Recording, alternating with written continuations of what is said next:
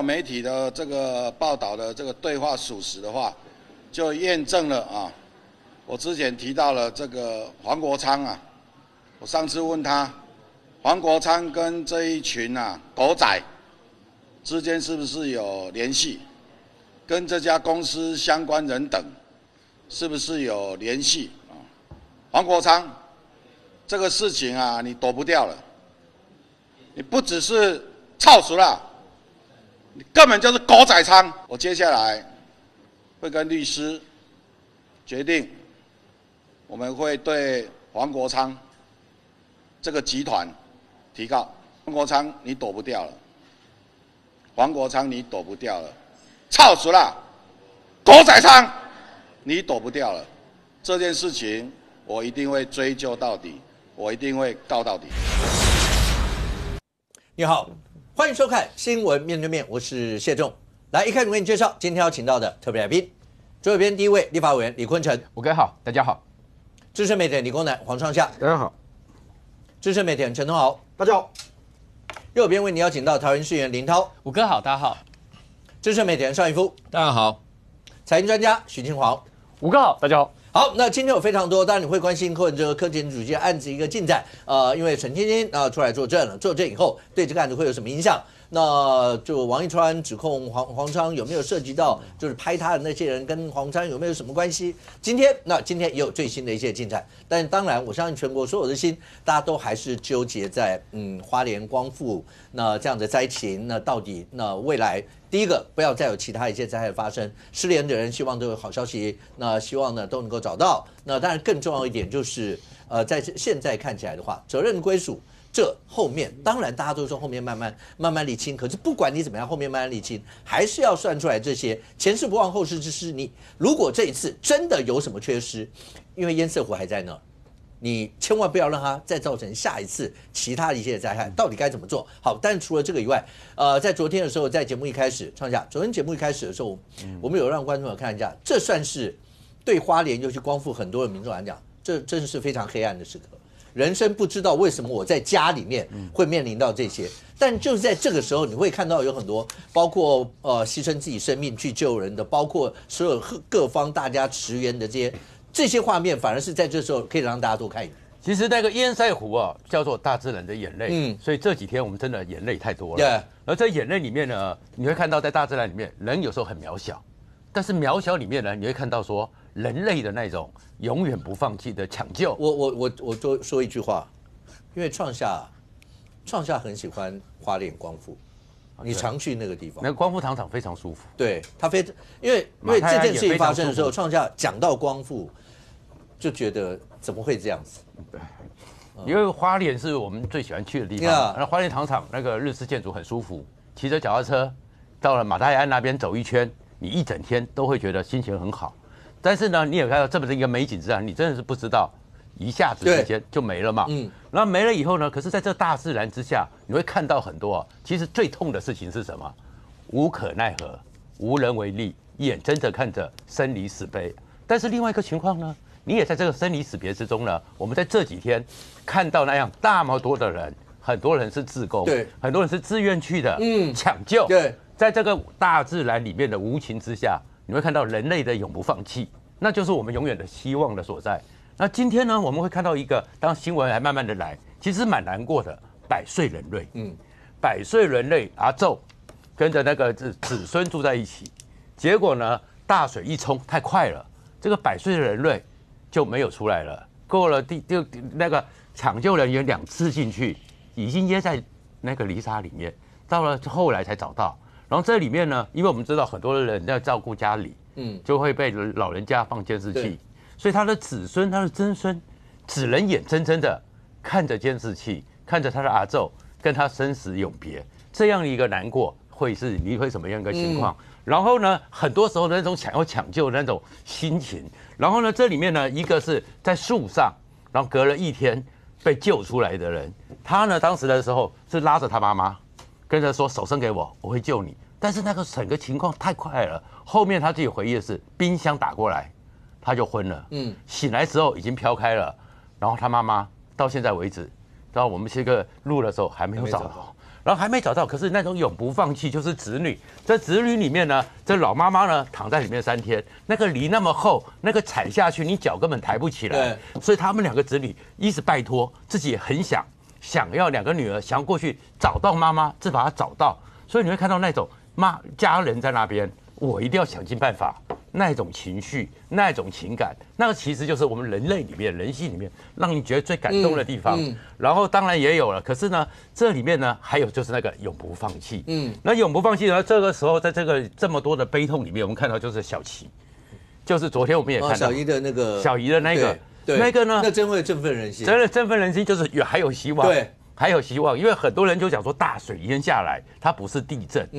地震还有空隙可以钻，大水淹下来有机会吗？然后现在还有50几处还在这个淤泥里面还在抢救，有机会吗？结果后面呢，就是我们再试一次，听到了小姨微弱的声音，竟然是他的2个老人家把他送到那个横梁上，那也幸好他是小孩子，对，所以可是那个小孩子也很坚强，能够撑1个晚上，对，能够撑1个晚上。这么的脆弱，6岁小孩子那种生命力的坚韧，然后当然我们也知道说，昨天在砂石场垂钓了嘛，然后在民宿里面呢，你也看到说，我们其实有很多时候想救的时候，终是想尽办法，而且这些救难人员真的思考的非常的周到是突然在无人机上面发现了，在不知道屋顶上7个人，先用无人机送水过去，因为我们知道有很多时候受困的时候没吃还可以撑，没水。那是对生命的伤害更大，然后最后用挂吊、用起重机把他们给救回来，所以整个过程你会看到，就是说那个地方，当然了，现在这样一次伤害，你要到复原不知道多久，可是你在看到那种生命的无奈，你也会觉得很难过。但是另外一方面，你会看到这么多台湾人永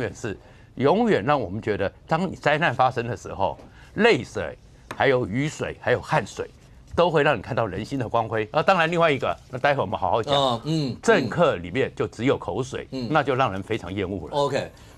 很多的过程当中，当你看到很多让你心碎的一些事情，不断的被翻出来，有很多的画面。其实从一开始，今晚我们这样讲了，从抱着柱子的妇人，你就知道水来得多急。对，后来还有妇人是坐在柱子上，因为是为了要找家人。那水来的又急，所有这一切都是因为这样。可是当小姨的找到以后，大家就又燃起另外一层希望。那就像那个救难队长，就是大家讲再试一次嘛，再试一次，然后救到了一条命。后面有很多，我今天看到很多媒体上慢慢披露出来，你真的觉得那个过程当中，就是知道家在那里，知道家人在里面，也许已经没有生存的希望。可是当你知道他在那。我看到有一个是那就麻烦救难队，就是说是不是可以帮忙，就把家人想办法把家人挖出来，因为总是希望他能够好好的走。救难队当然希望，但是你只要眼中一片看过去，就算是10公尺、20公尺、100公尺，那举步维艰，他当然想，可是真的就是有很快。而我看到那个故事是最后。当救难队很难到那个地方的时候，然后就要讲说现在真的很难，一定想办法，但那个家属还是跟救难队说谢谢，因为他知道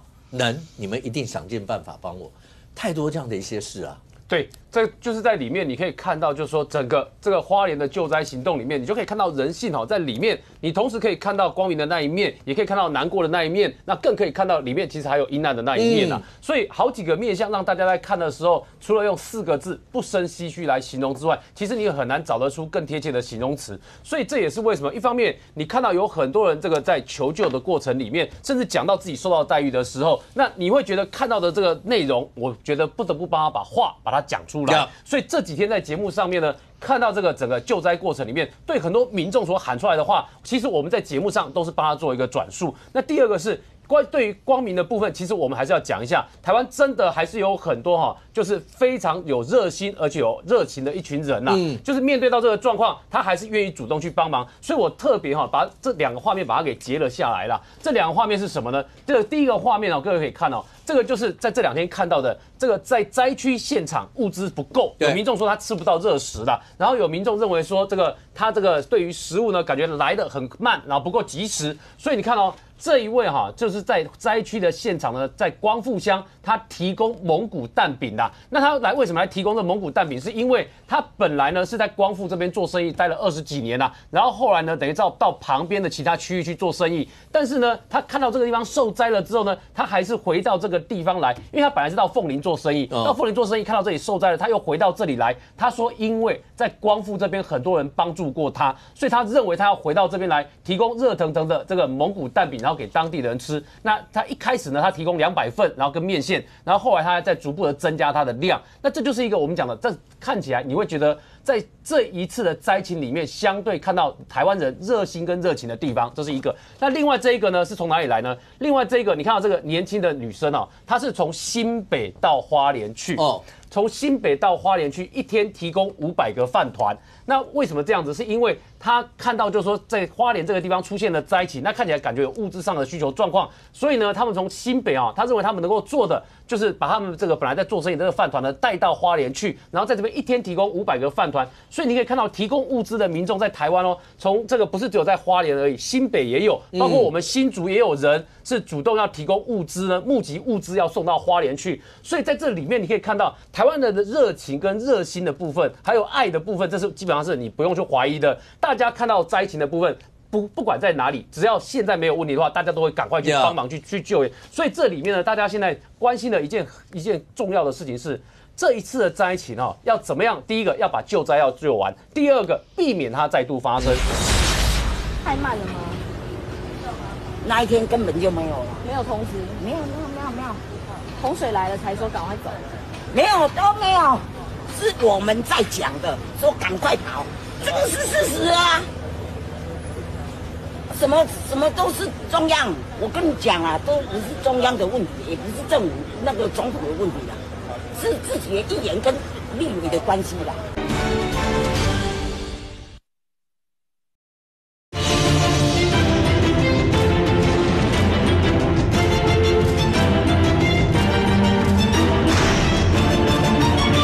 这一次的灾情要怎么样？第一个要把救灾要救完，第二个避免它再度发生。所以这也是为什么过去3天呢，这个上演的政治攻防情节的时候，我都一再的告诉大家，抛开这个政治攻防的部分，先看一下本质的部分，就是酿成这么多人这些生命的丧失是真的都无法挽回的吗？不能避免的吗？我们告诉大家，你从这里面的蛛丝马迹都可以看到，它本来是一场可以避免的从天灾变成人祸。为什么从天灾变成人祸？当马太安溪的堰塞湖形成的时候，它是在7月下旬的时间，它形成的时候它是天灾。那这个天灾当然它最大的风险就是为什么我们一直告诉大家它不能用爆破把它给处理掉，是因为它里面有大量9000多万吨的水，然后同时又遇到这个风灾、雨季、台风季的状况，所以只要有风灾、有雨季，水会持续的进来，你就不可能轻易的用爆破去做处理，它就等于像是一个悬在上面的一把利剑，随时可能会掉下来。那这一把利剑你就要一直盯着它，所以它就等于处于紧急状态。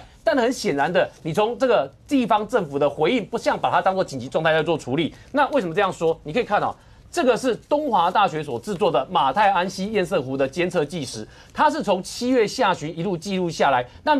东华大学同时也协助花莲县政府，据我所知跟防灾有关的相关的业务所以等于说对花莲县政府来讲，东华大学所制作跟防灾有关的，不会不熟也不会不知道所以他到9月3号就出了，为什么有出了第1版的避难疏散图，然后后来又再更新了1版，同时也包括在提供要做所谓的细胞广播这些测试，这些大记事他通通都把它记录下来。所以在这里面呢，他就告诉你一件事呢，也就是在这一把上面上悬利剑，你是下面的人的话，你要做的事情就是利剑在雨季结束之前你没办法拆下来，所以要雨季之后才能拆。那在雨季的时候要注意什么事情？就是注意它如果快掉下来的话，你下面的人就要赶快逃走嘛，就要疏散嘛。所以疏散是大事。可是你可以看到这个呢是花莲县长徐榛蔚在这个面对民众的时候呢，然后民众对他讲的是，民众一方面告诉他这个水来的太大、太高、太快。然后妈妈不想让自己跟他一起淹死，所以呢，妈妈把他的手给拨开，让自己向下沉。这一方面，这是母爱的伟大，听得让人家心里很揪啦。二方面，他在告诉这个县长徐祯卫啊，这位刘姓的民众告诉他说，他们没有听到广播啦。县长即便告诉他都有人广播，村里长会去逐户通知，但是这位刘先生还是告诉他，花莲的佛祖街。花莲这次最严重的是在佛祖街跟敦厚路这两个地方，所以佛祖街他说这一带根本没有人收到撤离的通知，他跟邻居是看到水来了才开始跑，而我们看到灾民受访的时候，他都告诉你哦，看到水来开始跑，应变的时间连5分钟都没有，所以换言之，你看到水在跑根本来不及嘛。那这五哥这时候就要问一件事情哦，在我们讲的马太安溪堰塞湖 B。这个农业部的林保署是都有装监测、装 sensor 在上面哦，也就水位到多高，这个是可以知道的资讯。然后雨下多大，这个降雨量会多少是可预测的资讯。换言之，这个雨下多少的雨量，以及这个水高多少都是可预测资讯。那下一个什么时候要撤离，应该是可推知的客观资讯哦。所以换言之，你不可能让这个当地的民众。剩5分钟，水来了才看到要跑，这是不可思议的事情啊！所以这个地方要检讨的就是这个客观的标准的定，到底花莲县政府跟中央对这件事情螺丝有没有上紧，有没有看好，这是一个问题。然后再来，你看哦，这个除了这个刘先生是这样讲说，看到水进来的时候，你看哦。水进来的时候，还没走到门口，水就已经淹到腰了，你就知道这有多凶险哦。也就是他看到门口在进水的时候，那个水还是在脚边而已哦。等到他走到门口的时候，这个水就马上淹到腰的深度了，所以表示这个水上升的速度非常快啊。也就是你没有提早告诉他的话，他真的来不及应变，也来不及做处理。那只有这个灾民这样讲而已吗？不止哦，这2天你看。这个许多的电视媒体都到当地去访问不同的民众，几乎大家都告诉你，很多人都说我就是没有收到通知。你知道，连电视台的这几天这政论节目下方的影片，都有光复的民众或是有光复的住在光复乡的亲友，去电视台影片下方留言说，他们问了在光复的亲友，真的没有收到通知，然后所以他们也不知道要疏散这件事情。所以这就是为什么当花莲县政府提出来说要做所谓的垂直避难这件事情，说。这个因为内政部的这个名词太新了，所以呢，这个民众在听到广播的时候不知道，不是呢。现在我们谈的已经不是在于说这个傅昆萁在当花莲县长的时候有没有提这个概念，是2018的时候，还是这个什么内政部什么2014的时候提，跟这个都没有关系。现在讲的是民众连听到都没有听到，他如果连听到都没有听到，表示疏散这件事情是没有被落实的。既然没有被落实的话，这边设下来第2个要检讨的点。所以呢，换言之，没有被落实，民众根本不知道，那他怎么跑得掉？所以这也是为什么在里面呢，大家认为这个在疏散这一大块有非常值得需要去检讨的原因。尤其是在所谓的政治攻防开始互相泼之前所以这也是为什么让大家看到在这次花莲县的这个灾情里面，这个从天灾到人祸都有许多需要检讨的地方。最后讲快速做一个简单的结论在地方对于疏散疏导这部分，看起来有非常多部分是需要去做检讨跟改变的。你不改变，下一次的悲剧你就很难避免。但是在这里还有一件事情这个我想这2天也吵了，关于说这个在民进党这个立委的党团的群组所爆出来的对话里面，这个我们先不讲里面政治攻击的部分，光是讲里面有一段是这个蔡易余民进党立委蔡易余他所讲的部分，他讲的这一段也是刚好也是这2天反映了某种程度的民意啦。他说。人民现在不想看到中央跟地方在人命关天上还在互打，也许我们展现圣母病一点，用责备的语气念自己人怎么通报，应该撤离，不再多次一点。如果有危险，应该每个小时都重复不断要求花莲县政府不要做这么多政治上的攻防。那当然，政治上的攻防，这个2边尤其在副国级丢出来之后，让大家看到这个政治攻防实在坦白说，掩盖了救灾的本质啦。因为5哥过去遇到灾难的时候，一定是先救灾，后面才有救责这件事。可是在这次竟然在救灾跟救责的时候同时发生，这不是让民众看了觉得很难接受的一件事啊。所以蔡易余这一段话呢，我觉得相当程度也代表民众的心情啊。OK，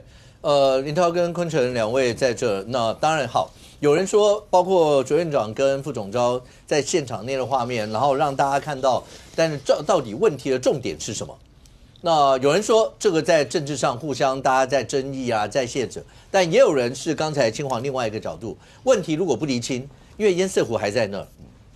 大家都不希望它再发生任何灾害。好，问题到底在哪里？有听到讲地方的在撤离上面有没有做的落实到？然后地方说30个小时以内，你叫我撤掉8000多个人，我怎么办得到？中央的监控，就大家各自都有提出不同的，就请教来林涛，这次整个问题，我们就直接拿问题点在哪，以后不要再发生这些问题点在哪？其实我们看到这个事件是在7月19号提起，然后7月27号空照图看一下，其实堰塞湖比我们想象中还严重。然后8月13号在立法院的党团会议里面，副总召跟这个卢宪英他们提一个案子，希望能够正视这个监控跟未来的这个疏散的计划。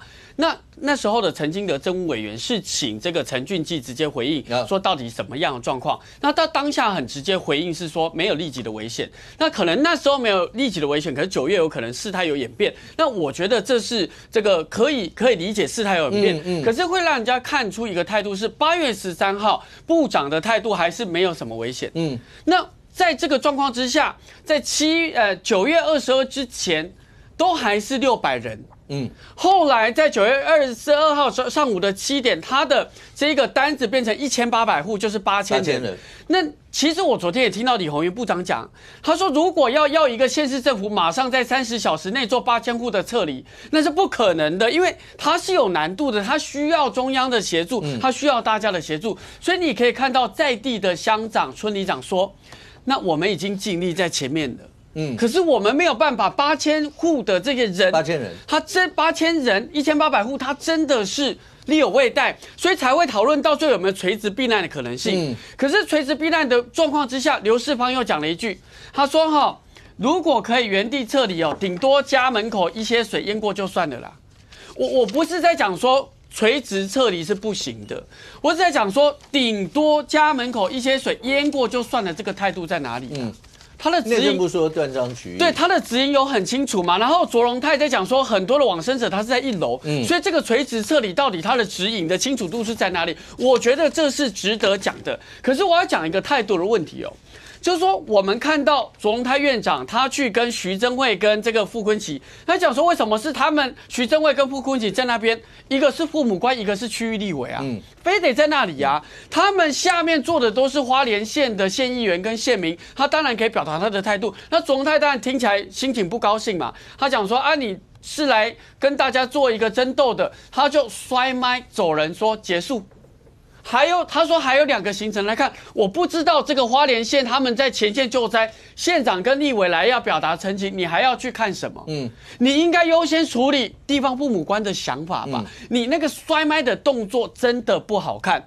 第二个呢，我们刚才提到了刘世芳，这是这个我们讲到垂直避难的指引。第3个重点，赖总统他在卓院长去的隔天，他去到了花莲。那因为他在这个国防部的前进指挥所没有遇到徐榛慧他县长在隔壁在做救灾的指挥，所以他打了一个电话跟他对口，说需要什么协助。那徐县长也把需要的协助跟他讲，我觉得这好，有解决问题就好，不用拘泥说谁一定在哪里。可重点是赖总统在国防部的前进指挥中心结束之后，去跟国军 give me five，他脸是笑的啦。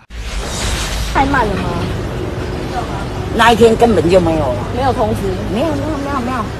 洪水来了才说赶快走，没有都没有，是我们在讲的，说赶快跑，这个是事实啊。什么都是中央，我跟你讲啊，都不是中央的问题，也不是政府那个总统的问题啦，是自己的议员跟立委的关系啦。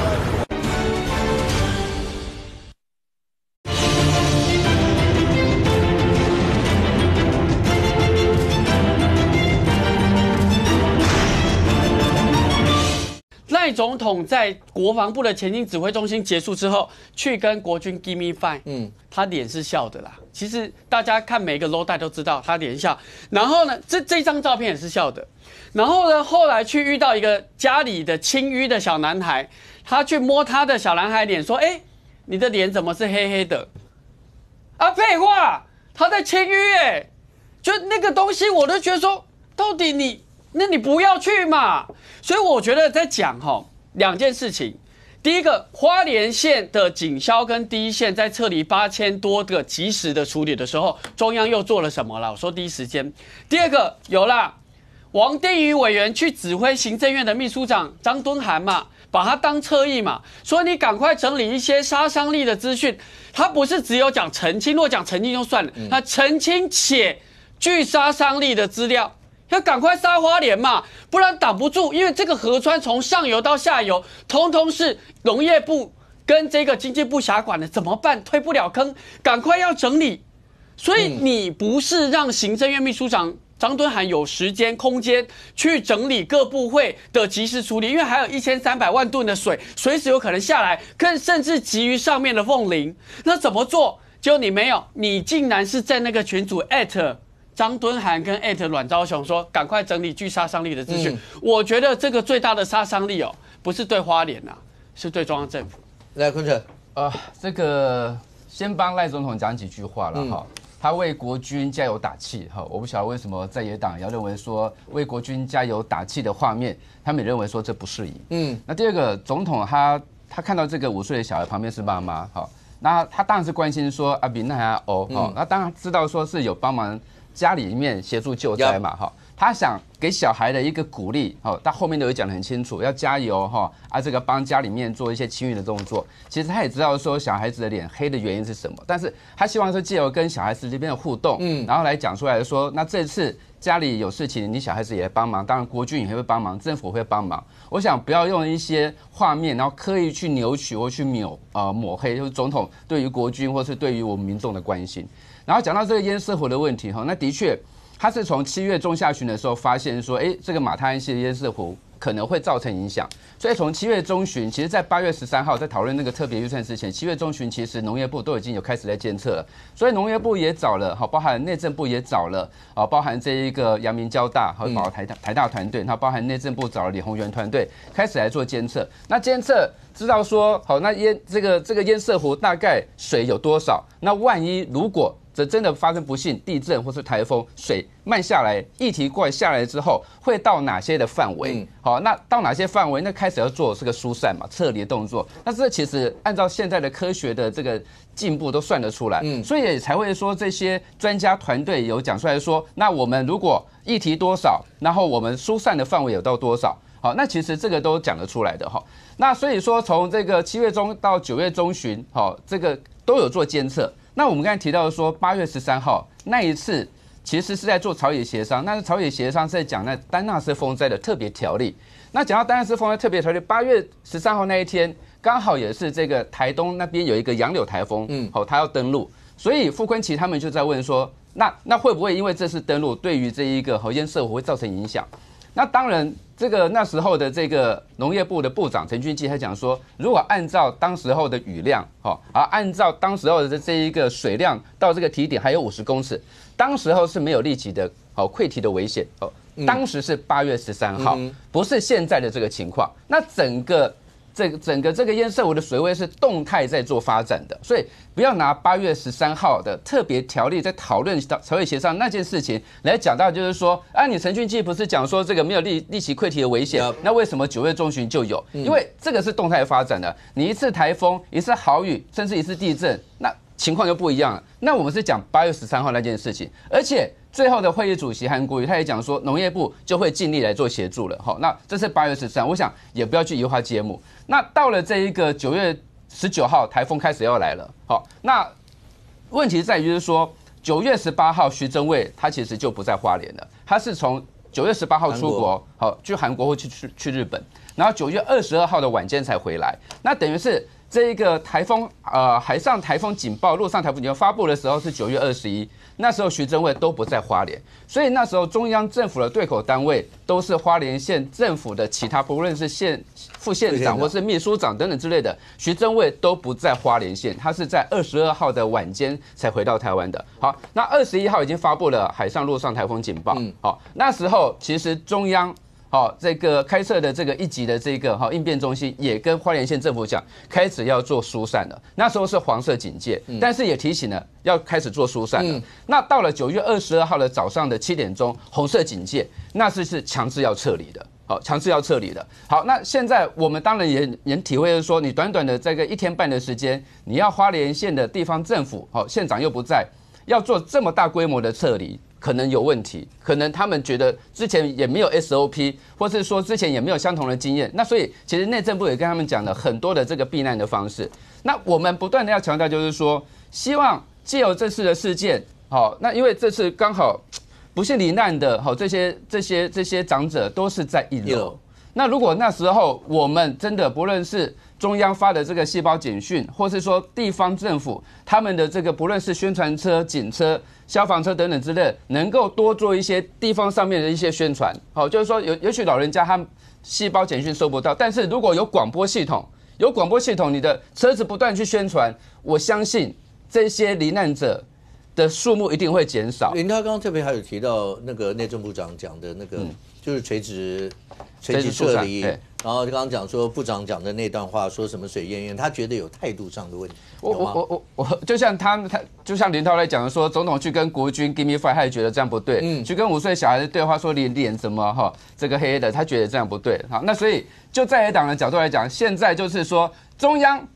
他们认为说你讲话的态度不对，你讲话的方式不对，但是我们来讲说是讲话的本质，讨论的事情有没有意义？我觉得对于中央政府来讲会更有意义嘛。那你说今天赖清德总统已经到了现场了，好，那也问这个徐正伟县长，或是说整个县政府有什么需要中央来做救难的急助的？那结果呢？徐正伟县长他在旁边另外一栋距离10公尺的地方，他也不来这边开会，他本来不来这边开会，那只好赖清德总统只好打电话给徐正伟县长啦，就是距离10公尺你不来开会，县政府没有半个人来开会，好，那有没有需要中央协作的地方？那只好用电话来沟通，虽然相距只有10公尺。好，那徐正伟县长也提了一些需要中央协作的地方，那中央也都答应嘛，包含他也问这个中央说，那我可不可以设立一个专户来接受捐款？那中央说那是可以啊，好，那本来地方政府就有一个专户就可以了，好，那所以徐正伟你如果有问题，好，那其实总统就在距离你10公尺的地方，不用为了一些政党的一些意识形态，然后就说，那你中央的这个赖清德来在这边，那我就不来，或是说你中央卓荣泰来这边的时候，傅昆萁在跟你吵架，卓荣泰没有在问这个傅昆萁说，那为什么这个风灾的时候你太太徐正伟县长都不在花莲，他也没有这样问啊。他只有说，那现在光复那个马太安桥要怎么样去这个便桥多快时间可以做好？那怎么样啊？但是傅昆萁就跟他扯8月13号的事情。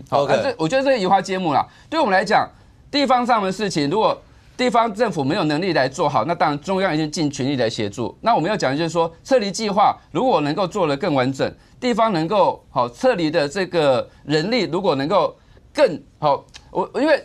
因为红色警戒就是要强制撤离，那其实包含陈其迈来讲，他们也有经验。黄色警戒的时候，其实他们就开始撤离，因为他们知道从黄色警戒到红色警戒，有可能就短短的几个小时而已。我刚才讲到，如果时间、速度，然后包括撤离啦，跟中央跟地方权责之间的这些划分，上空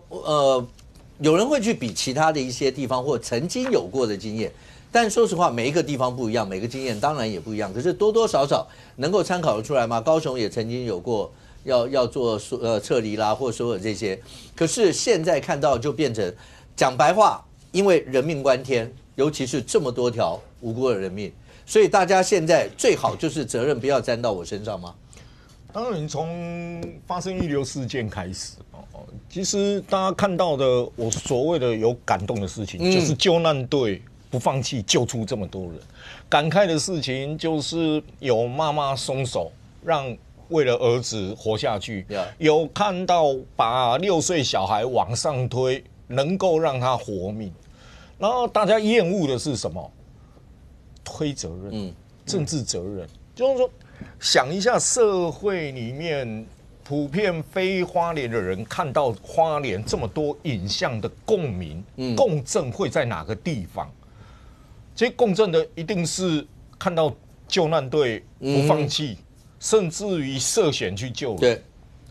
然后大家会对救难队的不放弃、牺牲，甚至于不顾安危去救人感动嘛。所以我们看到了很多感动的文章，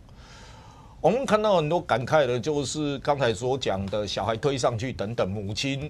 亲松手，还有刚才讲的一些感人的事情嘛。那厌恶的当然就是，还有人失踪。看到了一堆救难队还在涉险救人的时候，我们看到了这边问堰塞湖全责是谁，那边党团群组要有杀伤力的消息，然后就给大家感觉说，政治难道不需要在短暂的时间考虑一下救难队跟失踪的人命在哪里吗？一吵起来，你会感觉政治是可以藐视人命的吗？政治是可以视人民如敝屣，所以我先跟你吵架，责任再说。所以这会让人很感慨嘛。当然，我们有一个灾难救法嘛，我们有一个灾害的防救法。灾害防救法里面，其实它规定的很清楚嘛，就是第30条规定嘛。第30条规定很简单，各级政府的应变中心指挥官，他有什么权限？他有权限把一块区域划成红色警戒之后，你要进出，我要发通行证，甚至于我可以下令叫你离开。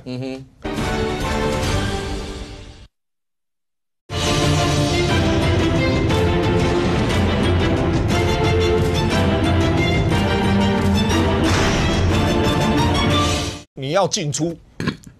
我要发通行证，甚至于我可以下令叫你离开。那好，你不离开呢？依据55条，开罚5万到25万之间。好，高雄8月份的时候，7月底8月面临了连续豪雨。其实他们8月1号的时候呢，就已经被宝来温泉区就划成红色土石流红色警戒。8月2号强制驱离，然后他撤离的时间到8月5号，一旦不撤离，开罚，就是要净空。当时宝来温泉区有没有民怨？有，一定有。抱怨什么啊？你叫我们驱离啊？配套是什么啊？你叫我们撤离，配套是什么？等等等等等等，民怨有，但有没有做？我一样下令净空。土石流我们都知道嘛，这个也是长期以来台湾发生的常事。土石流甚至于比洪水更恐怖，逃命的时间比洪水更短，照样执行。但是你回过来看花莲县政府的说法，花莲县没有不积极要求开罚恐引民怨。那恐引民怨，所以我不强制，所以可以让人民依然不愿意强制撤离，留在那边。然后遭遇到洪水等等，让他生命就这样走了。那很多事情它是一个对比。今天讲一句最白一点的话，会不会有民怨？你在整个救灾过程的民怨，你在考虑民怨的时候，你在考虑什么？考虑政治效应。我硬是要处理，我是考虑的是这个地区人民的安全。你两者你要选择哪一个？你要选择哪一个？高雄选择了人命，我民怨我也要顾了，我扛。民怨没办法，因为我只要开，我一定要扛。因为市长要扛啊。是啊，市长如果一级开设，指挥官大部分都是市长。市长下令划定红色警戒区域，强制驱离、强制撤离，责任我扛，责任我就扛嘛。那你看到花莲这边是告诉你说民怨，所以我前面都没有开罚过，所以我也不开罚。那你的选择是什么？那现在你整个放眼看过去的过程当中，其实政治在灾难的时候一定是这么重要吗？我认为政治未必在整个灾难发生的时候，救灾过程中它是最重要，是台湾人民在灾区里面的人命，要比政治重要多，当然要比重要多。我们看到那一些画面的时候，车子被漂流啦，怎么样？你只有一句话叫惨。当你看到人命没有的时候，那个是回不来的。人走了就走了，回不来。可是上口，你刚刚讲那个是，开不开罚，那是有没有政治效应，会不会引起民怨？那我扛了就算。现在为什么大家表态的这么积极？是因为我讲人命关天，不要说是10几条，1条人命都关天。现在一次这么多条人命，所以为什么一开始这样讲，全责在谁身上？那个全责是谁？这个全责是谁？意思是只要切开这些的话，那就不在我身上，那我就因此那在检讨真的叫究责是后面啦，但最起码在舆论上的时候，那你们大家就不要把我骂得跟臭头一样，会变成这样啊。舆论上面营造舆论的问题啊，其实我都认为说，你营造的舆论，你看现在绿的、蓝的，打来打去，但你们有没有考虑中间选民怎么看待这件事？因为你把这一个整个的灾情，好像是一个政治上演变成一个政治上的对抗，政治上的对抗，我也很明白讲。燕圣湖是谁的全责？中央不用再问。撤离计划谁负责？地方不用再问，就这么清楚。那哪边出问题？事后等整个失踪的人呢，等等全部都厘清以后，大家回过头来再来检讨哪边出问题嘛。现在不是啊，9月23号嘣一个，全责是谁？然后我们就看到地方首长坐在那边跟小妹一样，这边是立委，这边是行政院长，从头到尾隔了2天后，还要赖总统打电话说你有什么需求吗？你有什么需求吗？然后讲了3个需求，我要人，我要机具，我要钱。那请问你，那之前行政院坐在那边，行政院院长没有办法答应你人，没有办法答应你机具，没有办法答应你钱的事吗？真的都没办法吗？结果是一个立委跟一个行政院长两边杠起来，然后县长坐在那边，然后一句话也没吭，一句话也没吭。那你就不能挡一挡那个立委说，等一下好不好？要吵架，等一下再吵。我先跟院长说，我需要什么，我要救人命，不是哦，是两边吵完以后，另外一边走了，继续去看地方了。你说搞成这样，然后你就觉得，地方首长是坐在那边，他要负责。县长、地方首长他要负责救灾，他整个的灾情是他要完全负责任的。指挥官，结果就看到一个立委，一个两边在那边吵啊，然后什么需求、什么要求，直到总统还隔壁楼还要总统打电话，你有什么需求 ？OK， 你不觉得你让人民看到的状况是什么？你让那一些受灾他的亲人还在失踪的过程中还没找到，看到的是什么？我觉得要注意一下社会的对整个灾难里面的他能够感受到的共鸣是什么，他的厌恶是什么。这些政治人物自己要清楚，能不讲话的时候最好不要讲话。都好，政治人物能不讲话吗？可是你看政治人物都在讲话，而且这时候讲话，我刚刚讲是要抢到舆论的先机吗？可是老百姓好，那上公刚讲中间选民是大宗的，然后你说发生了这么惨的一些的事情，所有的灾民跟家属，所有的那个心理一定会有一些怨怼，就是这是我的好山好水的家园，怎么会突然间我坐在家里面，然后有的人是亲人没了，然后有的人那更不要讲家里面财产这些，可是刚上公讲当然清楚啊，反正那个淹圣湖呢，一定是属于水利署啦，或者什么这些农业部中央管。那执行撤离一定是地方，就算是这么清楚，可是你光这2天听完，真的都很清楚吗？搞到花检就说没关系，那我来查。我再提一次，对于所有的民众来讲，只要有受到不管是人命的或财产的，依照我们的国赔法，没有再跟你分中央官员、地方官员。我们的法令里面只有公务员的故意过失造成，公有公共设施所造成的，他没有再跟你分中央跟地方。任何人只要造成民众的结果就是这样，但法律总是最后一段吧？你不能寄望法律把这些查完以后，然后还给大家一些什么样的一些真相吗？可是现在也就只有透过地检署了，到底有没有公务人员废止职务酿成灾害？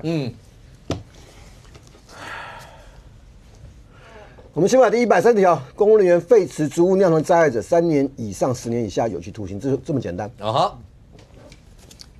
最近受不了的就是口水，包括刚刚我还是认为是口水。嗯。林涛会检讨傅崐萁花莲县政府吗？可能吗？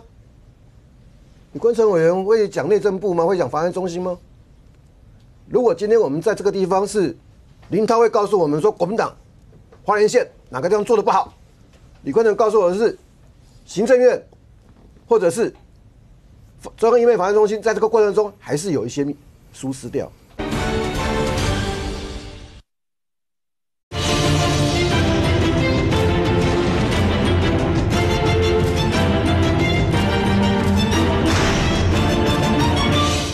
行政院或者是中央医院法案中心在这个过程中还是有一些疏失掉，那会是什么样子？可是这个在台湾政治不会发生。嗯。然后第二个，这几天我一直在应付一些很麻烦的事情。什么事？傅崐萁。傅崐萁一个人的声量有多大？那天还在讲堰塞湖爆破。为什么不爆破？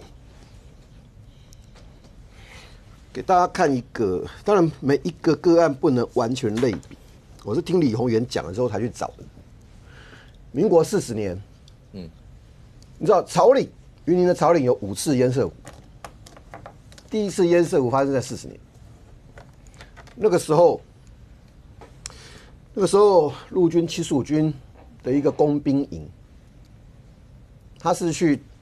做一条太平到草岭的一段路拓勘，完成任务回程的时候，被当地的乡长居民拜托，为什么那边有个堰塞湖？拜托工兵营去，能不能把它挖开来？民国40年的时候，他对我们对这些都没有知识啦，就是工兵营就去挖了嘛，挖出来的结果，在某一瞬间整个溃堤。130个工兵营，在那一次里面有75个工兵营的士官兵罹难。大家在讲都很简单啊，75个人呢，他留下什么？草岭旁边有个公园呢，一个纪念碑啦，上面有75个人的名字啦。昨天问李鸿源，如果爆破会怎么样？就是这次的事情提前发生，该淹的地方继续淹，闪都闪不过去。唯一的好处是什么？你有充足，因为爆破是人为的，这个爆破是人为的，你可以有充足的时间疏散，但是财产损失无法避免。有人下一句话就接着说，我都还没问他就直接讲，我主动爆破以后，财产损失是算谁的？要不要算国赔？怎么赔？爆破的一定是国军嘛？不是一直在讲爆破吗？那个深山你们有没有人去过？陈继训在立法院被打询，为什么那个影片那么快就出来？事先没有掐好，就是要那一句嘛，安全无虞嘛。8月20号，林保署他们坐直升机去那边做测量跟预警，因为7月发生的时候就发现那么大，不知道该怎么办，只能监控嘛。8月20号测量的数字已经到了4800万吨，怎么动嘛？怎么动嘛？你提前引爆的结果就是怎么样？准备国赔吧，但是花莲县政府要赔，还是因为国军引爆，所以国防部、中央政府赔？是要这样子讲事情的道理吗？为了一个傅崐萁，全台湾吵成一团，再过来，我会比较肯定刘世芳，因为打电话9月20号晚上打电话去的人不是傅崐萁，是刘世芳，严兴章副县长在干嘛？再过来，防灾这件事情，我们永远闪不过地震跟台风嘛。8·8风灾的时候，小林村那个够惨痛吧？那个是发生在深夜里面，小林村的人连跑都没得跑。所有的防灾里面一定有一个单位在里面，不管是在中央地方，就是国防部。徐正伟出国的时候，因为是还是中台，这个你不能去怪徐正伟，因为那是中度台风。你说因为台风你就不能出国，有的时候不用那么用道德去要求。因为他的副县长严新章是消防局局长出身的，他应该比徐正伟更知道怎么防灾疏散、救灾这些事情。中央1级开设什么时候？就是要发布陆上台风警戒的时候啊。2级开设是什么时候？就是海上台风警戒出来的时候啊，就是黄色警戒嘛。不管是1级开设，刘世芳是指挥官，他旁边一定会有一个人，那个人叫国防部政务次长。为什么？刘世芳虽然是指挥官，我要怎么调国防部的力量去救灾？就要透过这个次长啊。徐正伟如果当时是在花莲，他旁边也会有一个军官，就发防部的军官。为什么？花莲如果有状况需要国军支援的时候，就是他旁边的这个军官要负责联系，这个军官会清楚的知道我发防部有多少人力物力，有多少车辆，我可以派多少人出来，我的工兵营有多少人，撤离。垂直撤离或者一心撤离，加起来也是7、8千人。难道你要说中央国防部都没有帮忙吗？没有帮忙，你那7、8年怎么撤离？怎么通知？现在问题来了，最后进入到红色警戒的时候，为什么会有 miss 掉这些人？因为我们都听到佛祖接任人说他没有听到。不知道是中天还是中视有个记者。访问了一个坐在藤椅上的一个老人家，他说他2天都待在那里。他说他根本没有人通知他，他爸85还是86岁，你会 miss 掉。你有多少时间？当你地方能量你觉得不够，就是要提出要求，我不相信刘世芳敢不给你。可是从堰塞湖开始，我想大家对最近这几天，大概对堰塞湖会了解越来越多。堰塞湖为什么那个时间点丢出来？就是政治口水嘛，就是在甩锅嘛，谁先引爆嘛。那当民进党卷进去的时候，到时候社会怎么样？各打50大板。傅崐萁可以让你打50大板，他不受伤了，民进党你受得了吗？来，那简单回。这个台风是在花东没有警报，因为它是不及于陆地的警报。然后第二个呢，其实李鸿源部长提到一件事情，就是堰塞湖它的紧急灾害的处理，它前面从黄丹到红丹，后来红丹的这个紧急处理，台湾的这个经验其实还需要大家磨合。但是我必须要讲一件事情哦，在整个堰塞湖它溃坝或议题，就是看你用什么字眼，它这个水下来的时候，第一时间在这个30小时里面做撤离跟做抢救的是谁？其实是花莲县政府。刚才这个大家也厘清嘛，地方是做撤离跟做这个灾后。但是我必须要讲一个小的例子：2016年的2月6号，台南的维冠大楼的灾害发生的时候，马总统是早上就直接进中央当天中央灾害应变中心，然后结束马上到台南市政府跟赖清德做会商，马上到成大医院。张善政是取消所有行程跟赖清德当时的市长去看维冠大楼，所以赖总统永远感谢张善政，每一次都是这样子。那我看，到底赖跟左什么时候到？因为当时候马跟张是带所有中央的资源直接下去抢救的。那如果说现在事情发生了，是放给花莲县政府自己去做抢救或撤离的话，我是觉得在第一时间中央政府没有做到什么事情。不是下去了吗？所以他是后来才下去。前面有交通部长先下去了。在9月23号的时候，他是隔2天，然后赖总是隔3天，9月26号下去，所以他们也不是当天。比如说国军就已经调配了，因为你不用等地方灾害发生，你本来就要把中央的资源直接调配。那一个父母官他当然忙着在救灾，所以他在电话里面有提出他的需求，我也觉得这个需求是有达成，就是让中央知道地方的需求。但是我必须讲，我必须讲态度跟这个速度，还有带到花莲，真正帮助花莲县政府抢救的这个动能到底在哪？我持续先讲一下哈，9月23下午这个烟色湖那议题。然后当天的晚上，交通部长陈世凯他已经先到了，对。然后隔天24号，行政院长也来了，那行政院长到，他其实就是要解决问题，可是画面都看得到，就是说，其实傅昆萁他其实是在讲说，他8月13号就讲说烟色我有问题了，怎么中央没有在做处理？他那时候是在扯8月13号的事情。那可是就卓荣泰来讲说，他是来解决现在的问题，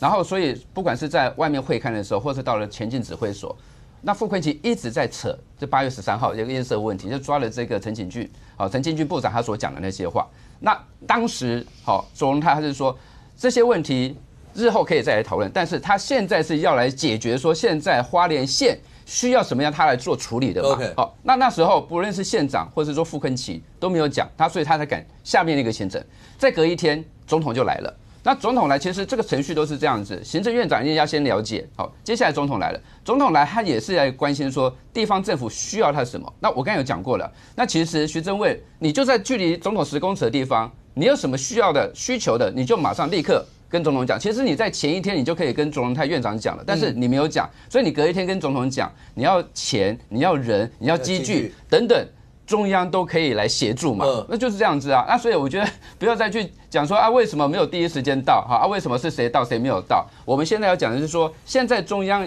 介入了来处理这些问题。那我也要讲就是说，疏散的确就花莲县政府来讲，2天的时间，1天半的时间，对他们讲疏散可能过去没有演练过的话，会是个问题。那陈其迈也提供他的经验那刚才也讲，就是说，在这个台风来的时候，黄色警戒它其实就开始撤离了，因为从黄色警戒到红色警戒，其实时间有可能会很短。那现在就是说，在撤离这方面，未来中央去如何协助地方就是说，如果我们发那个简讯还不够的话，那还有什么样的方式来做这些疏散？然后呢，如果长者都在1楼没办法撤离的话，有什么其他方式来协助长者撤离？我想是日后中央跟地方都要来检讨这一部分。现在看起来的话，对花莲是全国大家所关心的一个重点，在光复这个地方，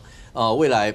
刚来宾所提到的所有的一些相关的一些的，包括能够处理、能够尽快能够解决灾区所有的一些状况，希望都能处理。那个烟色湖现在还在监控着，那到底要怎么样去处理这些？它当然也是一个重点。可是除了大家关心到花莲这一块以外，对国内政治上面，包括刚刚讲柯建筑的案子，包括在国内其他一部分，当然也是我们整体上面在国内政坛所发生一些事。清华，如果真的讲的话，王一川最近一直讲说黄国昌他不是有被跟拍那件事吗？对，就王一川，然后他一直点名说黄国昌，你认不认识其中的人？然后你有没有跟这些人有没有接触？类似这样，到了今天，整件事情算是有另外一个发展了吗？因为是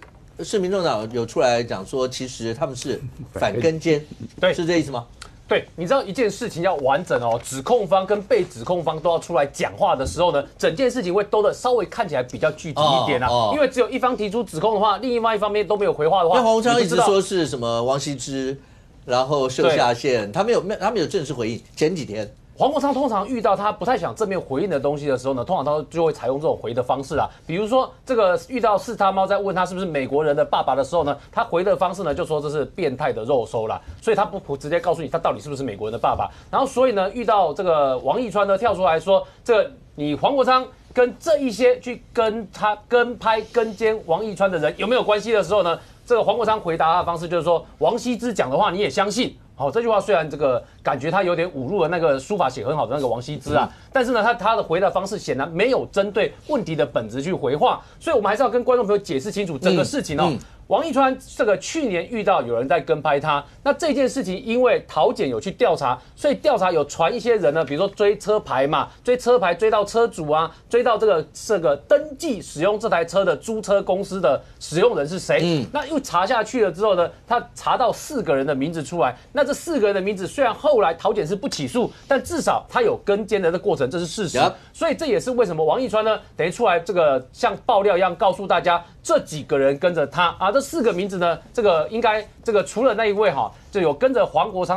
的前助理之外，另外3位我们查证过后，应该都是待过媒体的摄影记者啦。那所以呢，这等于说后面呢看起来这4个人这个跟拍跟监这段是事实的部分。但是呢，因为王一川讲了这个黄国昌没有回嘛，那所以呢，王一川今天的这个面对记者的时候就告诉大家说，他还会在法院呢再去提告，然后呢要这4个人要再出来作证，让大家听得更清楚、更完整。所以呢，这也是为什么王一川讲的话搭配今天周刊跟民众党回的话就很有意思了。因为王一川的意思就是说，他们不是只有拍我。他们还有去拍其他的人，包括拍陈时中的案子，包括在拍其他人的案子哈，包括监察院那边也有人被拍，这些事情呢，等于说连起来看起来不止1个人被拍嘛。那等于说我们刚刚是不是有提到至少有4个人嘛？那这个本周所爆出来的那一位李爱妃哈，这个英文名字叫 Ivy 的那一位哈，这个除了那位李爱妃小姐之外呢，另外还有3位。那李爱妃小姐本身没有媒体事务的经验，但是另外3位我们都去查证哦，不管是姓林的啦、姓方的啦，那几位我们查了之后，你干嘛笑成这样？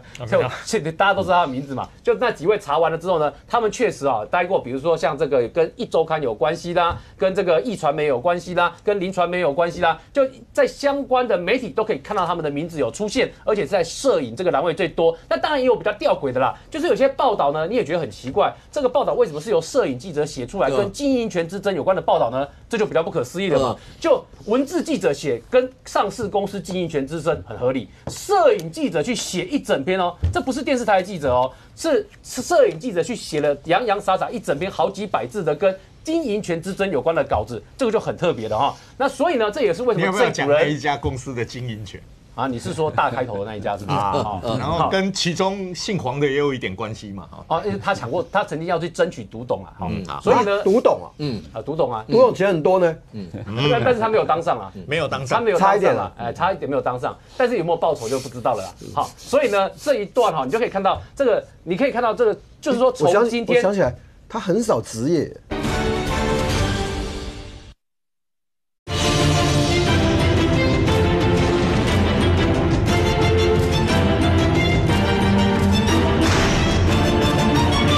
所以呢，这一段哈，你就可以看到这个，你可以看到这个，就是说从今天，我想起来，他很少职业。然后你说律师，不，他很少有打官司的实务经验。那是他第1任立委卸任之后的事情，遇到那个了，遇到那个经营权。那这个案子一定很特别，很特别的案子，大家上网查都会查得到。对，去查一下大叉公司、叉同公司，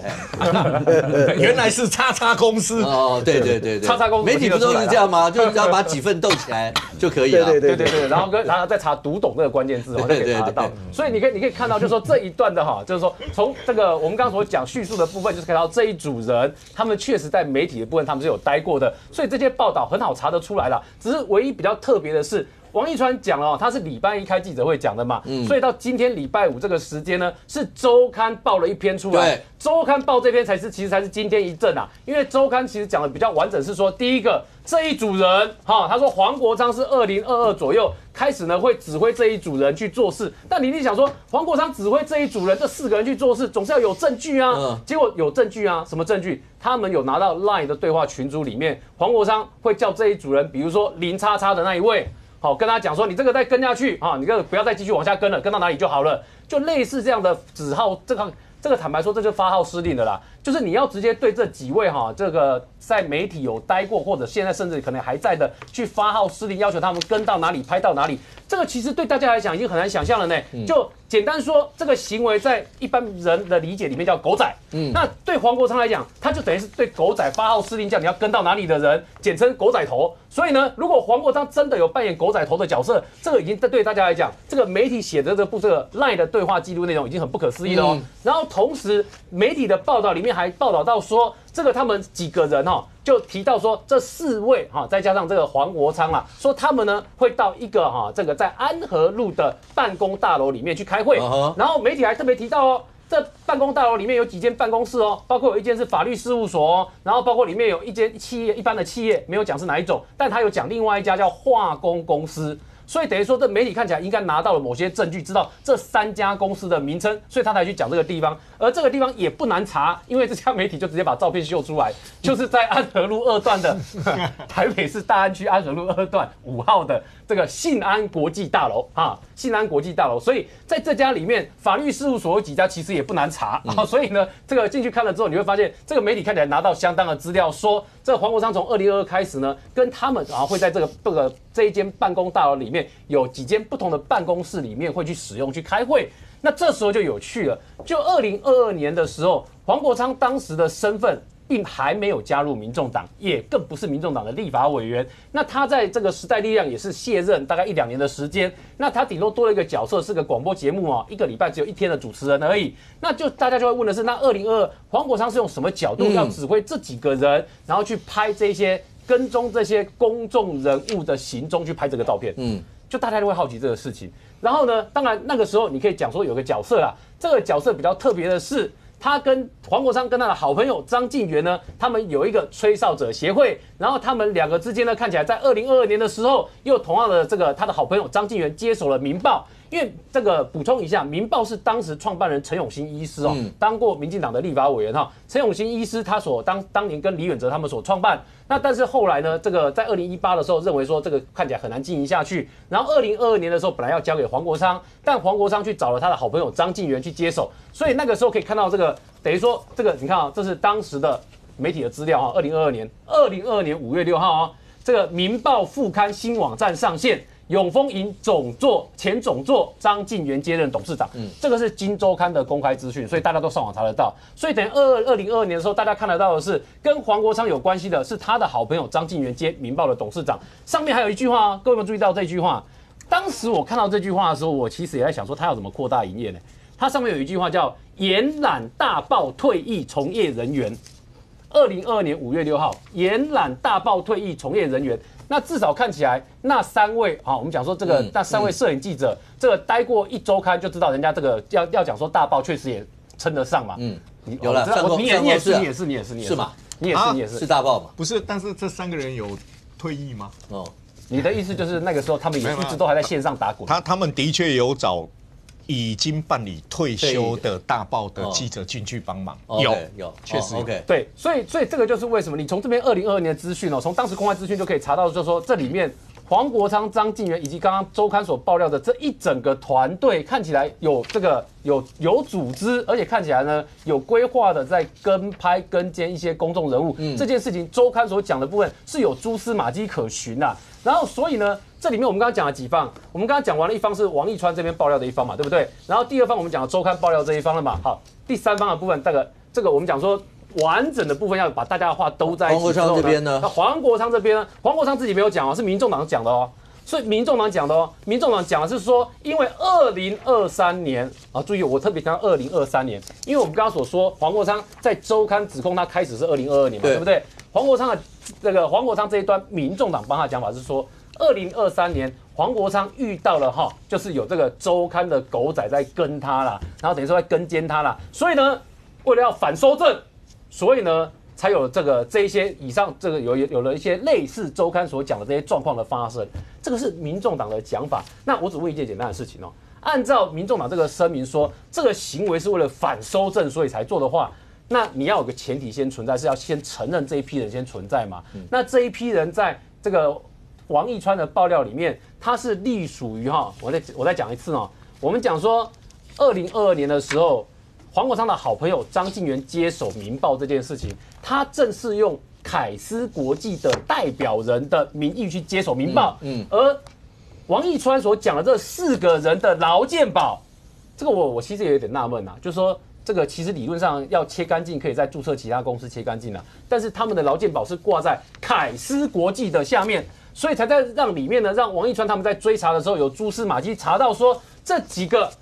就是我们讲的今天周刊披露赖群主黄国昌，然后跟着这4位王义川所披露的人，他们在指挥，然后去跟拍公众人物，然后他们的劳健保资料，按照王义川说的是挂在凯斯国际项下，所以这里面一兜起来之后，大家要问2个简单的问题第一个。这个黄国昌如果从那时候到现在是真的带着一组人在跟拍公众人物的话，请问这个是大事了吧？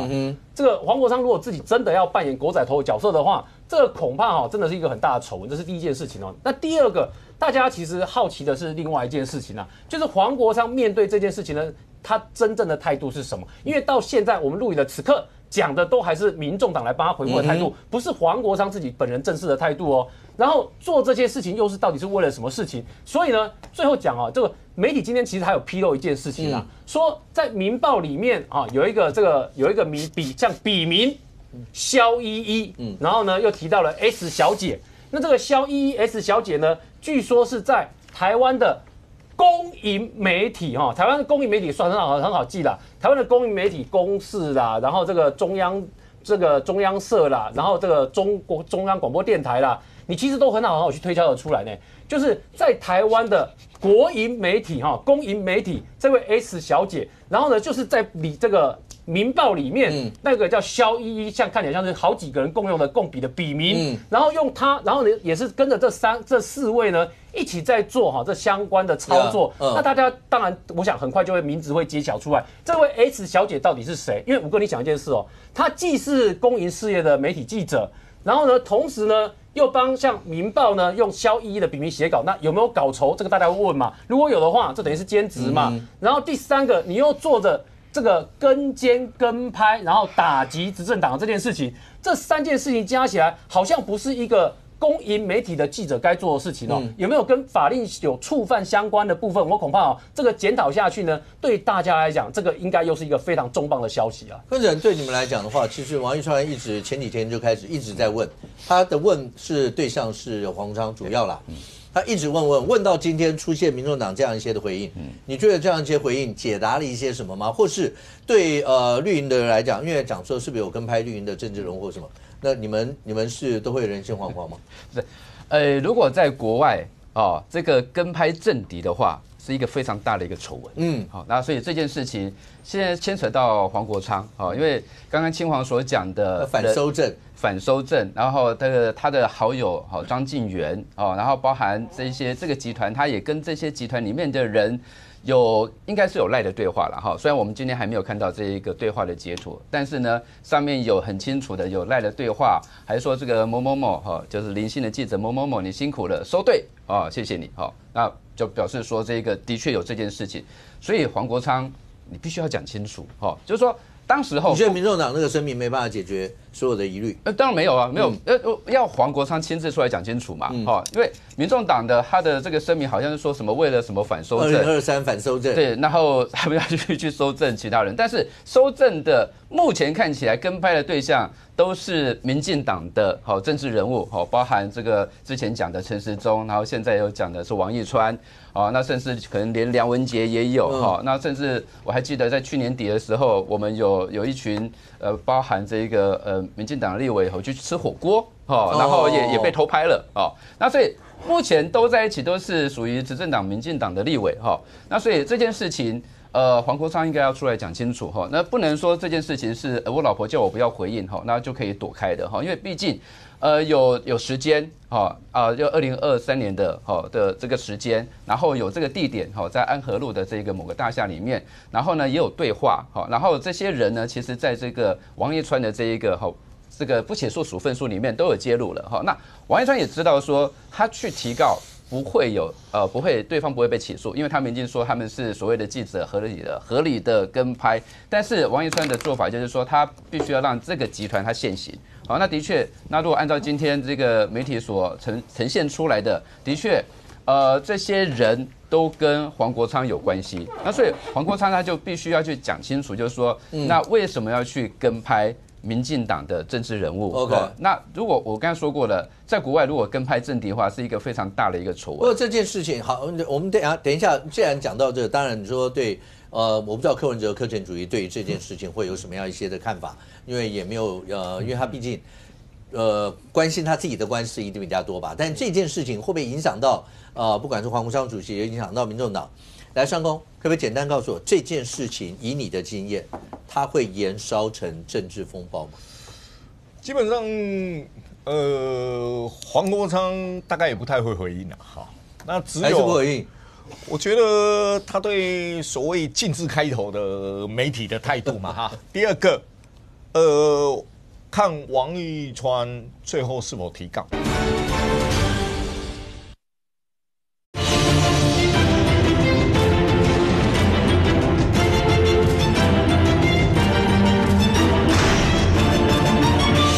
看王一川最后是否提告。他会去提告。所谓的 S 所在的公营媒体，我所知也开始启动调查。对，也开始启动调查了哈。因为这对国家经营的媒体，如果有这样的行径，里面有人涉入，这个国家的媒体公信力会不会也会打折扣？所以呢，我所知已经开始启动调查了哈。所以这整个事件到最后是一个环环相扣，主要关键是你不回答没有关系，王一川的告诉内容有没有提及到黄国昌可能涉入，请他来院里来，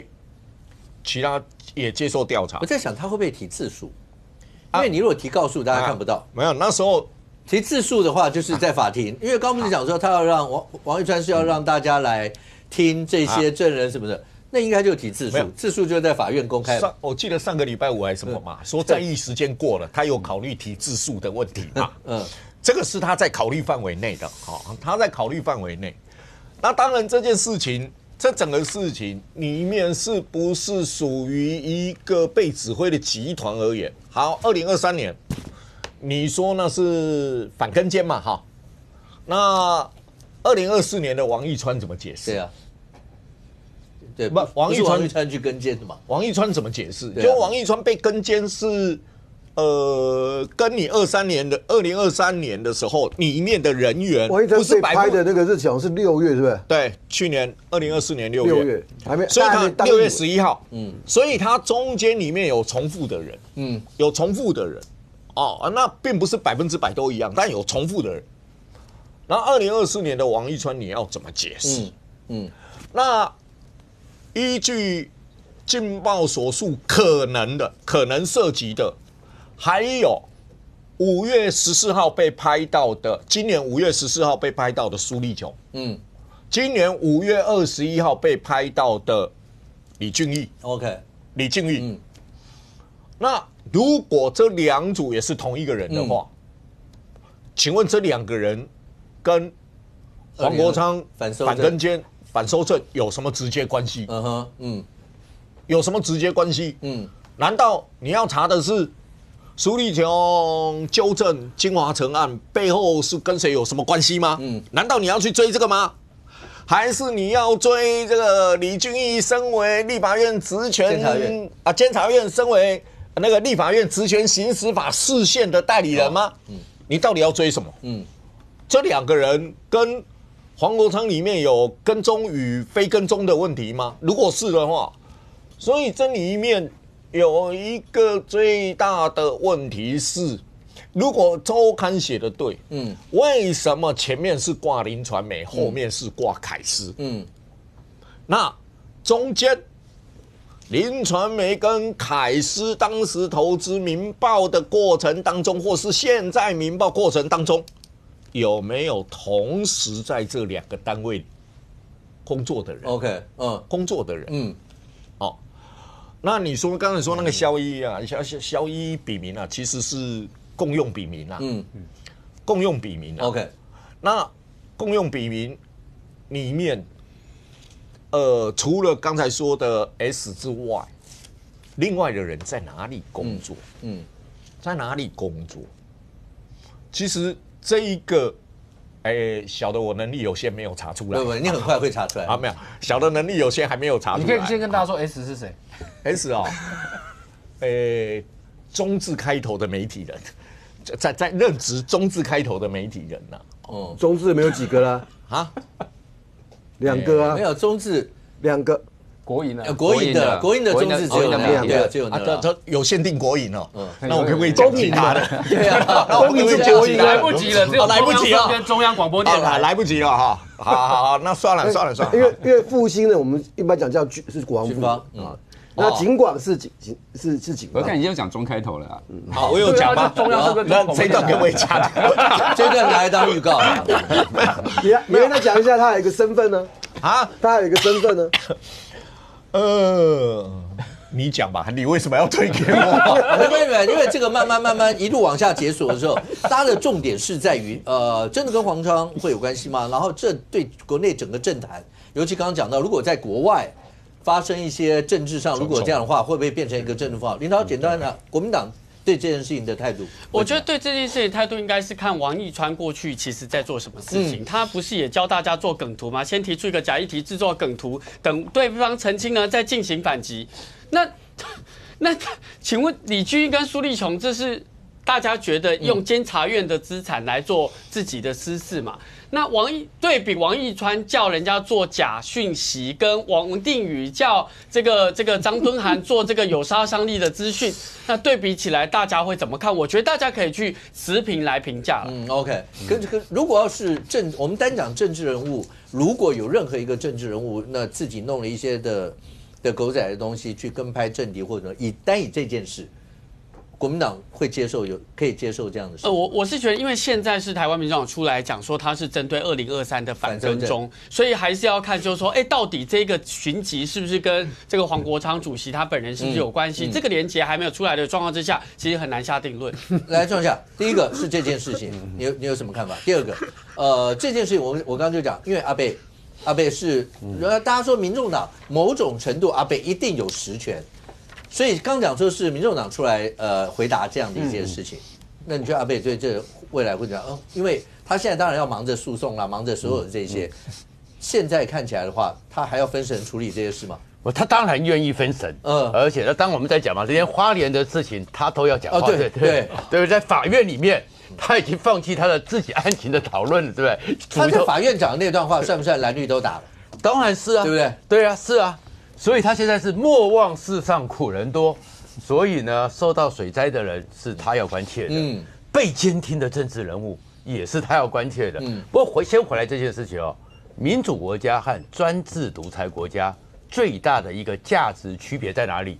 专制国家老大哥在看着你，那个理所当然，而且越做越多，遍布耳目，到处进行监控。然后这个是民主国家，这是不行的。尼克森其实你要去看他，我是最喜欢讲尼克森。我们记者里面最在乎的就是尼克森的水门案嘛。尼克森的能力很强，学养很强，战略格局坦白讲，现在全世界多少事情受到他的影响，可是就一个水门案，尼克森就万劫不复。民主国家是不能接受这个的。而这件事情里面其实有几个问题，第一个，2023年。这个透露出来，黄国昌参与的那个赖里面的讨论，跟王义川那个反跟监看起来没有关系，因为2023年王义川还没有出头，所以那一件事情应该跟他无关，但是后面这件事情是王义川这个跟监不起诉书里面，王义川自己讲，那当然指向都跟这个集团有关嘛，但是台湾只有这一个集团嘛，现在要危险的是这件事情，只有这么一个集团吗？还是它已经变成是一个？到处有人用耳目与监控 ，OK， 进行一个系统化的状况。那第二个呢，这样一个集团到底有多广？那个成本很高不要小看我们以前那经营媒体，我也搞过一个媒体，马上就倒了，对不对？明日报，一起倒的，明日报你太抬起自己了，不是你。我们一起参与，我至少是那个一起倒的。对，我是创办小组，那时候所以中间的那个钱很贵光网路费就很贵了，更不要讲那个薪水、那个支出、那个出勤采访的支出，光这么一组9天，那个花的钱有多少？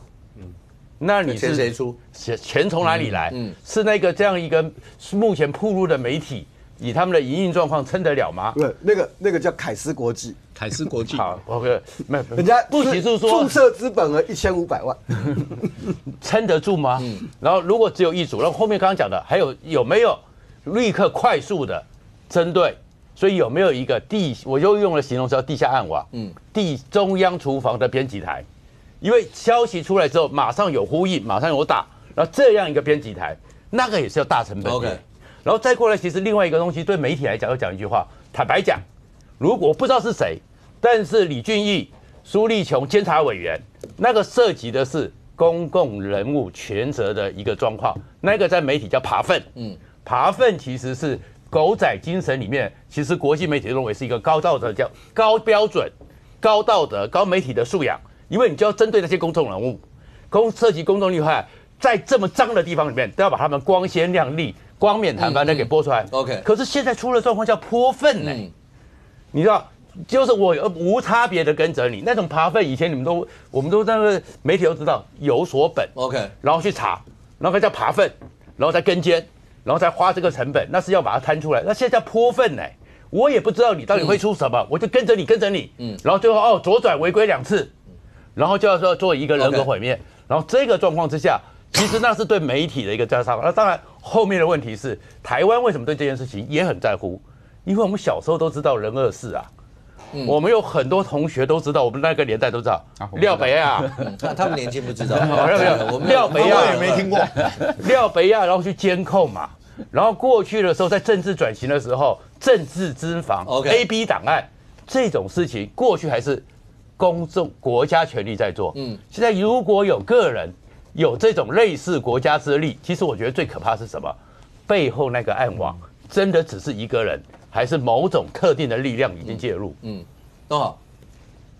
柯前主席，因为北检不抗告了，不抗告。今天就是大家看到，连开庭的时候，连花莲的灾情都要讲进来，显然蓝白也都被骂了，也都把它摆进去了这些。所以现在对柯前主席来讲，你觉得未来呢？未来就等明年宣判的，因为看这最近的出庭状况来讲。其实他自我放飞，你知道？他自我放飞了吗？是啊，是啊。他把法庭当作立法院的国事论坛了。所以当着审判长的面前讲花莲，就是他，我不晓得他的精神状况那个时候是在想什么，在好像正常状况。我们今天遇到很多不正常的状况。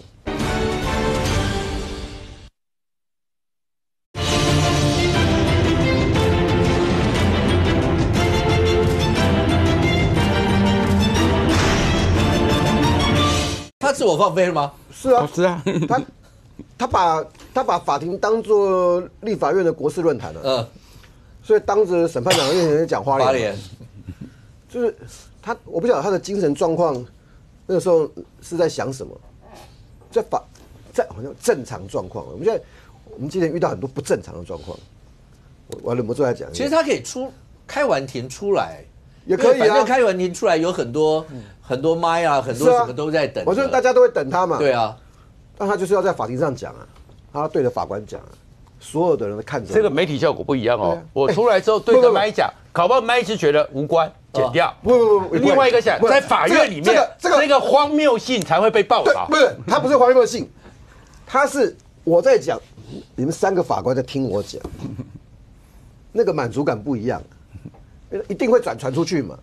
然后我到了门口还可以再讲一次嘛。但是我要讲的是说，黄国昌这个事情，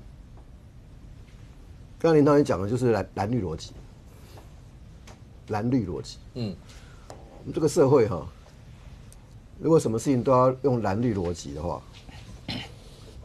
大家会厌恶啊。我不晓得谁会先倒霉。黄国昌是开启了一个很坏的例子，他自己喜欢想秀下限，那个不是公共利益，他没有公共利益，那个也不叫骚扰啊，你就派一组人一天24小时盯你嘛，看看我可以捞到什么东西嘛。征信社。有的时候抓婚外情，人家也知道是要抓婚外情嘛。他们是在干什么？记者跟政治人物有没有合作的时候有，会有。但是记者不能领政治人物的钱，这样子很清楚吧？如果你领政治人物的钱，你到底是政治人物的助理，还是记者？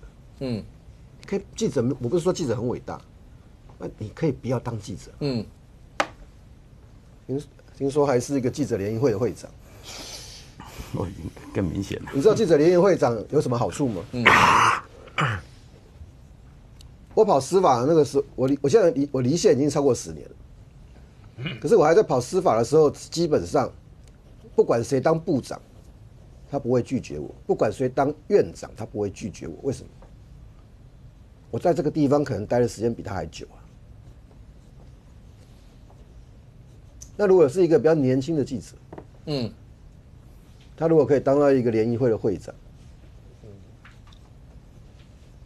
可以去想象一下，那个身份是有用的。OK， 不过对柯文哲来讲的话，这整个案情，来建华简单的告诉我，为什么在这个案情，好，你说案情已经进入到本来从金华城到政治现金啦，到木可啦，然后木可完因为沈进金，所以又回金华城嘛，所以相关但是你会发现这些一定算是有性证人，所以沈进金的证词里面，对不对？没有什么陈情，叫牢骚嘛。对，那个叫牢骚，然后对他讲，他只是发牢骚啊，他带戏啊，你们干嘛这么认真？好，然后包括李文娟呢，除了哭，然后就是不回答，所有这些，所以这些一路这样发展，你自己觉得阿贝所有这些相关的案件，你觉得发展会怎么样？我觉得现在发展的部分呢，就是司法最后怎么判，那是另外一件事情。对，但过程中这一段呢，已经是叫做酝酿气氛啦。所谓的酝酿气氛，酝酿气氛其实分几个部分啦，就是说第一个是这个柯文哲，反正这个只要这个反正再把它压进去的机会，现在看起来是相对比较难的啦。对，所以呢，他确定在一段时间在外面，大家可以常常看到柯文哲的高见出来嘛，包括你看花莲他都可以讲话嘛，所以柯文哲既然他的话语权放大已经既成事实，那话语权放大呢，还等同于他对于民众党的影响力呢，会再进一步的加成放大。那这个加成放大过程中，影响的一定是跟黄国昌跟国民党之间过去的蓝白合的谈法还算不算有效？因为我们可以看到很清楚，柯文哲他之前在跟国民党之间要合作不合作那个脉络的方式，跟黄国昌的方式是不一样的。什么意思呢？黄国昌的方式我讲简单一点，黄国昌的方式呢，就是我一直不断的对你释放善意，释放出来，释放到后面呢，看起来跟你都快已经贴上一起了。所以你可以看到呢，在立法院里面，傅昆萁为什么可以摸黄国昌的头，就是状况嘛。你去看看柯文哲要不要让朱立伦去摸他的头？这个状况怎么可能发生在那个情况？所以你可以看到，用摸头这件事可以看得出来，你从黄国昌的模式跟柯文哲模式已经是不一样的。那什么叫柯文哲模式？柯文哲的模式呢是标准的，我以战逼你，逼到你不得不跟我谈的时候，我们再来看要不要有蓝白合这件事情。OK， 所以你看到讲最具体的以前发生的例子，高虹安参选新竹市市长的时候，请问那是不是一个经典的案例？当时国民党的林耕仁是民调最高哦，但是高虹安即便民调输，柯文哲就是拉着他下去，然后呢一路在这个让高虹安在新竹里面到处在这个跟基层收割国民党的基层，到最后气势赢到国民党基层，然后连国民党自己的议员跟地方的头人都直接倒到高虹安那边去，到最后你国民党只能跟他蓝白合啊。OK， 那你看他面对侯友宜也是一样的战法，所以战法的不一样注定这个柯文哲后面呢跟黄国昌这个面对的蓝白合的情境一定是不一样的。但最后我只是想讲一件事情，是因为刚刚武哥提到的那个沈清金，不知道为什么会把陈情这件事情呢当作不存在。对啊，他跟你说他发个牢骚，你会发现本月是标准的大翻案月呢，就是在那个李文娟那边也是大翻案月。他虽然他是选择巨打，不能叫翻案的，但是在那个这个沈清金这一边呢，就是标准的翻案。什么意思呢？他之前一路的过程里面陈情这件事情，哇，只要是台北市议员都知道沈清金那个叫陈情吧。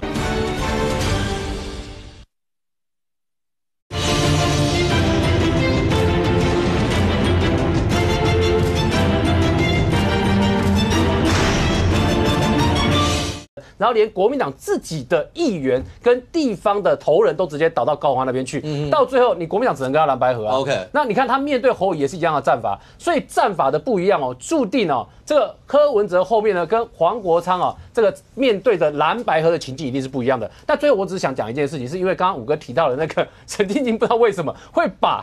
陈情这件事情呢当作不存在。对啊，他跟你说他发个牢骚，你会发现本月是标准的大翻案月呢，就是在那个李文娟那边也是大翻案月。他虽然他是选择巨打，不能叫翻案的，但是在那个这个沈清金这一边呢，就是标准的翻案。什么意思呢？他之前一路的过程里面，陈情这件事情，哇，只要是台北市议员都知道沈庆京那个叫陈情吧，然后陈情在起诉书里面也都存在吧。沈庆京现在告诉大家说，他当初只有发牢骚，他没有陈情。你那个陈情是一整份完整的文进到市政府里面去，有这个发牢骚的东西，发了好几千字，然后呢还要进到法律程序里面，然后跟大家说这只是发牢骚，我不是在陈情。你知道这件事妙在哪里吗？是你连从起诉书的资料你可以看到哦，这个是连柯文哲自己呢也都认为说这叫陈情哦。你看他说这起诉这一段在讲说，柯文哲在107年5月10号从不详管道这不详管道也很有趣哦，接获沈庆京的陈情书之后，直接将陈情书内容交给林清荣去进行司法性研究。柯文哲自己也认为这是陈情呢。来，林涛最后1分钟会担心柯文哲柯建主义刚才讲他的这些发言对于蓝白合之间，因为他跟黄国昌的态度会不一样，而影响到你们未来合作吗？因为这个台湾民众党里面的决策核心已经说了，党务是归黄国昌管，大事其实柯文哲主席会做决策，所以当然柯文哲主席他的话是洞见观瞻，到最后这些大事应该会一起决定，不会说他们两个步骤不一样的地方，因为毕竟台湾民众党里面的这个精神，这个柯文哲主席的话是很重要的。那我每次提醒啊，就是说其实柯主席现在包括他的电子小寮已经换第3个了，会觉得奇怪，怎么频率那么高啊？其他人是不是也这样？那他也是住台北市，没有什么气候湿度特别严峻的状态嘛。一个坏掉把它剪掉，第二个呢又把它说什么收讯，那个耗电太快，然后现在换第3个。我是觉得，如果台湾的司法的这个状态可以借由柯主席这一次整个做检讨，也是一件应该要给大家一个人权的事情。OK， 来，尚空有什么要回应的吗？我觉得蓝白跟脚镣有什么关系？一时之间，他总是要关心一下柯嘛。其实很简单啊，那个召委嘛，吴宗宪有检察官也有实务经验嘛，叫我来问一下就知道了。国民党未来的布局已经可以靠上脚镣。来，尚空来，最后30秒来。当然一件事嘛，就柯文哲到底对蓝白合他要介入多深？国民党里面未来的主席，蓝白合里面的谈判，你能够让多少？其实关键到最后谈判是让多少。如果要求过高而不能让，蓝白合未来的走向是一定会必然的吗？那谁决定？对了，找黄国昌跟柯文哲一起谈是聪明的啦，避免回去以后，柯文哲脸色一变，回来跟你说那个又不算数。那这30秒来，柯文哲。